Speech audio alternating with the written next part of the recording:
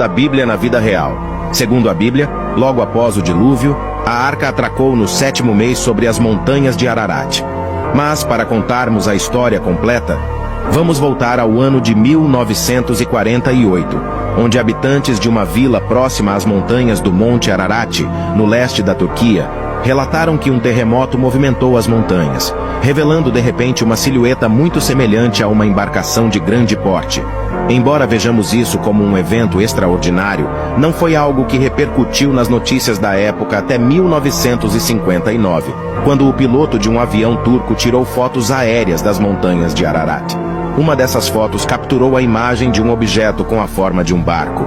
Ao ver essas imagens, o Dr. Arthur Brandenburger, um especialista em fotogrametria histórica da Universidade Estadual de Ohio, nos Estados Unidos, concluiu: "Não tenho dúvida de que este objeto é um barco.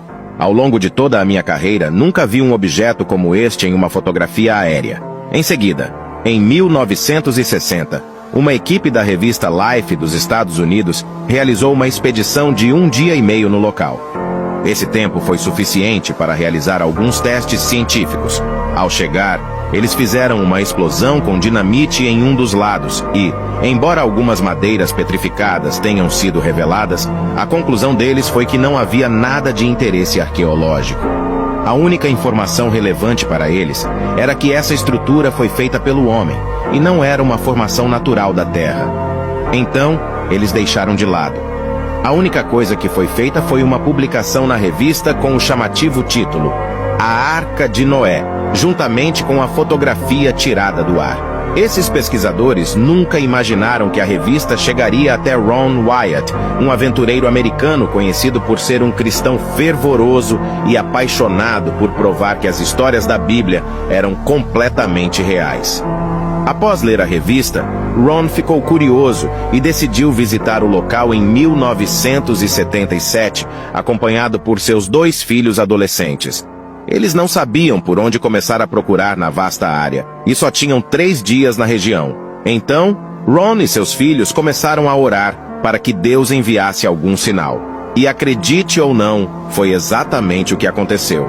O táxi parou no meio do caminho sem explicação. E quando saíram do carro, você não vai acreditar no que encontraram. No mesmo local, eles viram uma estranha pedra perfurada com inscrições. Sem entender o que estava acontecendo, Ron e sua equipe continuaram sua viagem.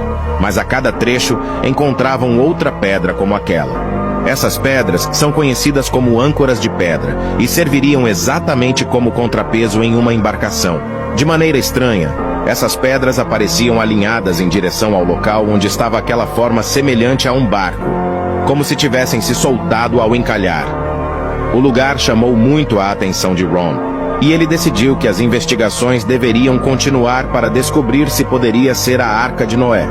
No entanto, ele não pôde prosseguir imediatamente devido a OS seus compromissos em seu país, mas partiu prometendo a si mesmo voltar para continuar o que havia começado.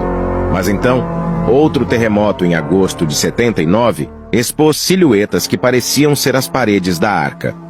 Quando viu aquilo, Ron tinha total certeza de que aquele objeto se parecia exatamente com um navio encalhado. Foi por causa disso que, aproveitando os avanços da ciência e os novos instrumentos, decidiu continuar com a expedição para confirmar essa hipótese. Ele preparou suas coisas e voltou para a Turquia. Essa seria uma das 24 viagens que Ron faria ao local. No entanto, havia algo que não fazia sentido para os estudiosos, que eram as dimensões e as medidas da arca.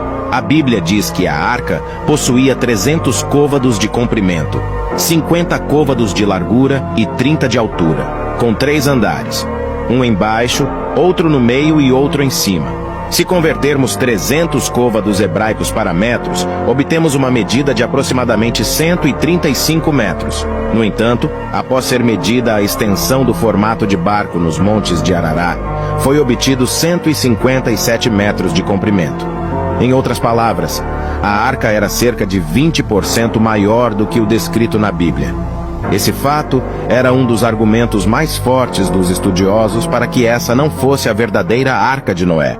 Mas Ron não desistia facilmente. Ele estava convencido de que aquela era a Arca do Dilúvio. E ao refletir, lembrou de um fato histórico que muitos ignoraram.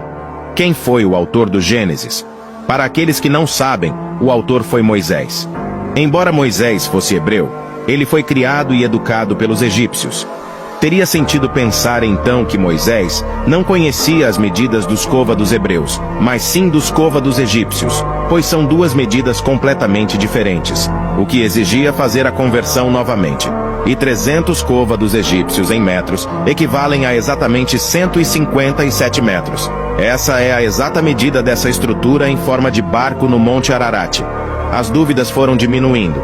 Esse cristão arqueólogo, por vocação, estava chocando o mundo ao provar cada vez mais que estava certo sobre a origem dessa silhueta. E a maior descoberta ainda estava por vir. Ron não fazia ideia do que estava prestes a encontrar.